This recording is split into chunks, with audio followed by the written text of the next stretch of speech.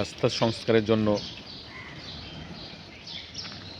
অর্থ বরাদ্দ দেওয়া হয়, সরকারি অর্থ সরকারি কোষাগার থেকে পৌরসভা বরাদ্দ দেয়।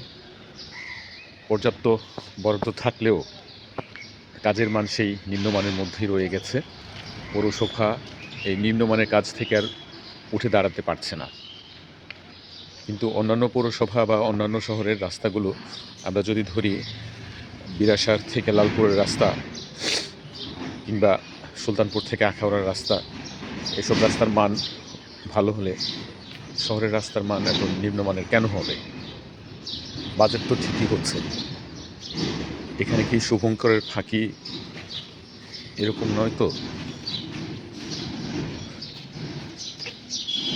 দুদিনই এই ভেঙে যাবে, বৃষ্টি হলেই ভেঙে যাবে, কিন্তু এর কোনো মানে হয় না, কোনো জবাবদিহিতা নাই। তাই পৌরসভা কর্তৃপক্ষ যেভাবে ইচ্ছে সেভাবেই বাজেট করছে, সেভাবেই টাকা অপচয় করছে, অর্থ সরকারি কোষাগারের অর্থ, জনগণের অর্থ অপচয় করছে। এটা রুখতে হবে। কে রুখবে?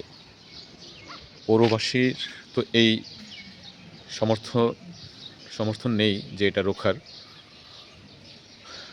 রুখতে হলে স্থানীয় জনপ্রতিনিধিরাই রুখতে হবে, এছাড়া বিকল্প নেই।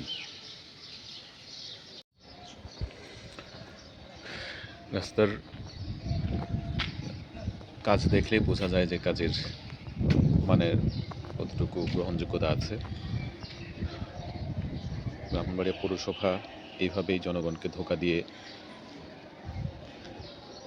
রাস্তা সংস্কার করে।